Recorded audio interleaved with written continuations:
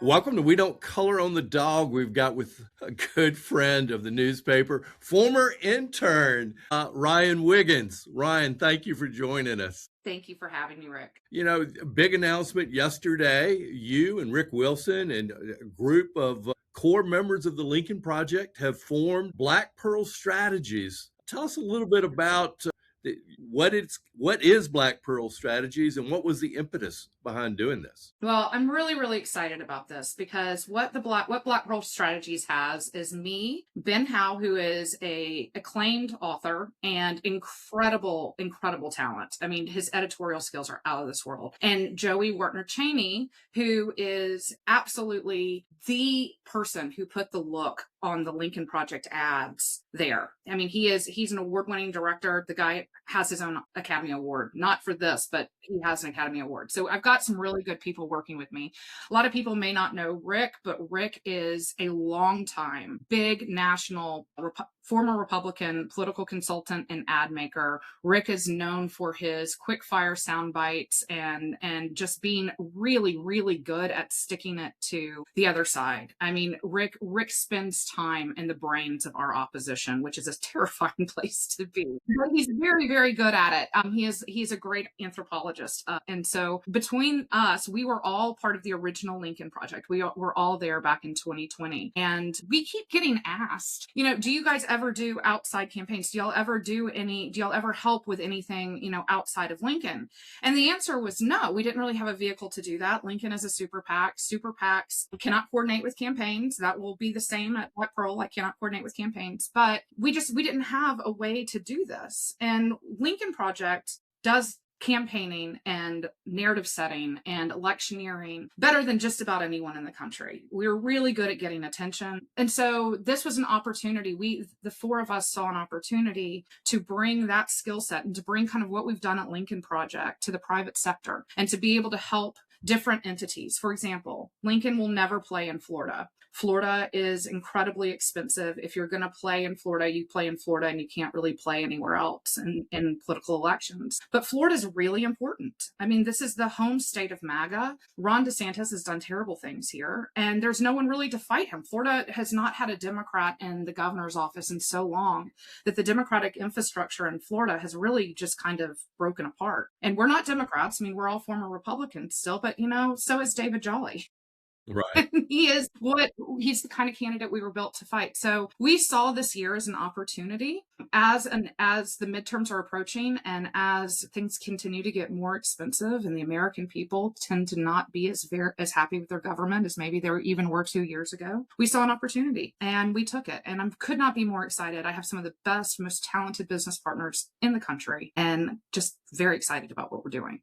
Ryan, you grew up in a political family. Your dad was a longtime city council member. Your mom was a lobbyist for Baptist healthcare systems. Your father-in-law Mike Wiggins was mayor. Your husband someday will be mayor once he gets off the couch and decides to actually run. But he's the most talked about non-candidate in Pensacola is your husband. I think that's your fault, Rick. Thanks to me, but it's been a running joke.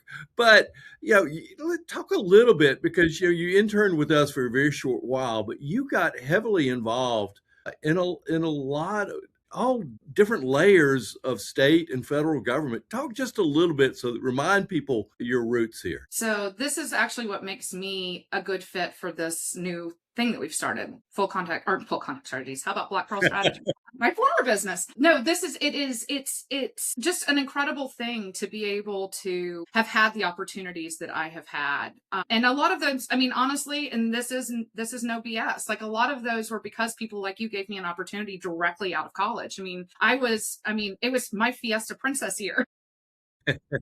I was like 21 years old and y'all had me, doing writing and learning about the city government and the things that were happening in the city. I took that and I went and got 2 master's degrees, one at UWF, which my son is at orientation there right now. Super great school. I loved that school. Got a master's degree there, went up to George Washington University, got a master's degree there in politics and public policy. I worked for Jeff Miller's office there, represented hometown there for a couple of years, moved back home, worked in the governor's office, and then worked at Department of Transportation while I was having a baby, and then went to Attorney General's office, worked Right. for Bill McCollum when he was the Attorney General, when we had the oil spill. We had the famous I was shouting there. match between you and me. Yeah, Right? you and I got into a great shouting match. Still one of my very favorite Facebook memories ever. And then then I worked at DCF. I worked at Department of Health. I got a full take on what our state government really does, what they're supposed to do, what they do well, what they don't do well. And then I started my own business. And in that business, it was media consulting. That was the full contact strategies that I mentioned earlier.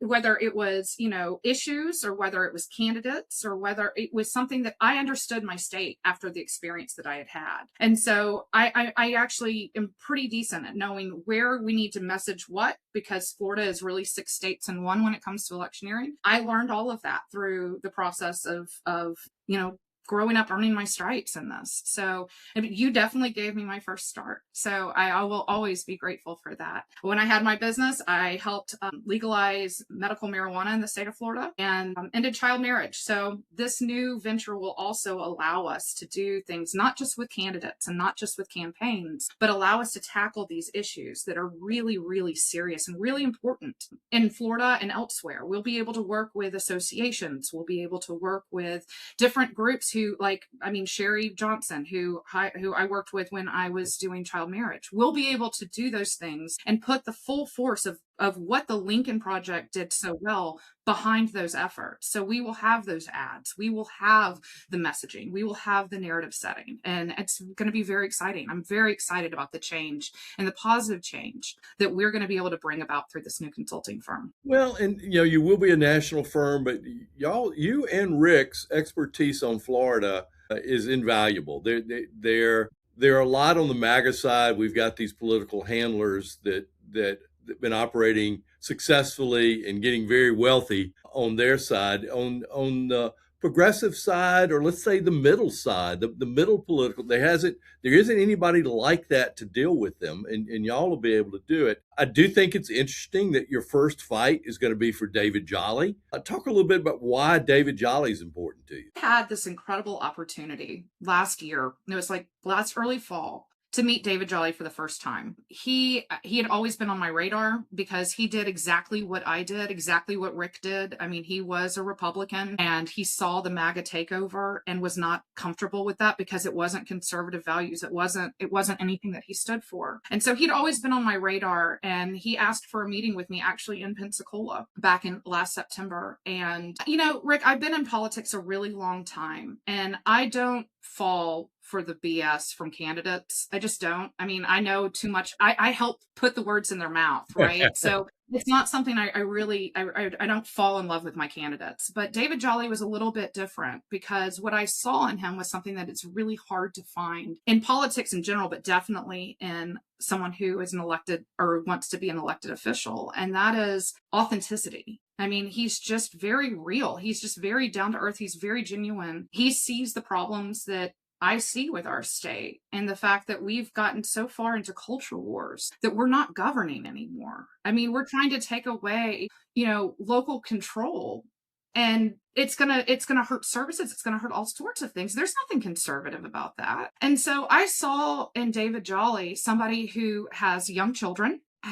lives in Florida, is not a super uber wealthy guy. I mean, he has some of the same struggles that we all have, and is truly just trying to make Florida better for his kids. And that really resonated with me. And the fact that he's not trying to buy into the culture war stuff. You're not going to hear him talk about the trans issue or that any of the 80-20 issues that DeSantis has been focusing on for the past 8 years. You're going to see him focus on things like your homeowners insurance and the fact that it keeps going up and you may not be able to afford it. And you can't have a mortgage without insurance, but insurance is getting harder to get. So he's focusing on things like that. He's focusing on things like education and how this voucher program has taken away the right to good education for our students because the funds are being drained out of general education. So he's looking at problems that are impacting my household too. And I liked the sincerity. I liked the fact that he's looking for problems. He's not trying to go around blaming anybody for them. It's a problem. problem and he needs to fix it. And so, when I was chief of staff at Lincoln Project, one of the things I like to say all the time is you can be chief of staff, but what your job really is the janitor. Like, you're there to support your team. You're there to clean up the messes. Heard the That's cat. your job. Heard the cat. Yeah. So I mean, that's kind of what he's wanting to do in Florida. He's wanting to be governor, but he's also wanting to be the janitor. He's wanting to clean up the mess that has been left here for the past 8 years plus. And he knows it's a mess. He knows how big this task is, and he's still willing to do it. And he's willing to do it with an open heart, and he's willing to do it from the perspective of just a really decent human being. And a decent human like David Jolly isn't going to fight as dirty as needs to be fought, gubernatorial. But Rick and I will.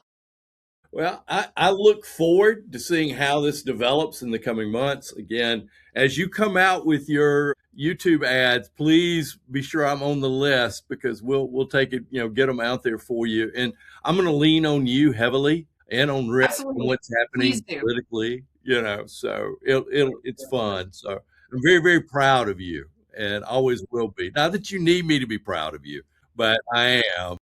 Well, thank you very much, Rick. And thank you for always giving me the opportunity here to come and talk about this stuff. I think it's really important. And I think that you provide such a service to Northwest Florida that really isn't here. So we're grateful for you too, and proud of you too. All right, great. All right, we'll catch up soon. Tell Jonathan, get off the couch. All right. Will do. All right. Thanks for watching, and to keep up with what's going on, be sure and subscribe. Just click on the little dog to the right and click the subscribe button. You can also like this video and click on the bell, which will notify you of new content. This really helps the channel grow. We appreciate you.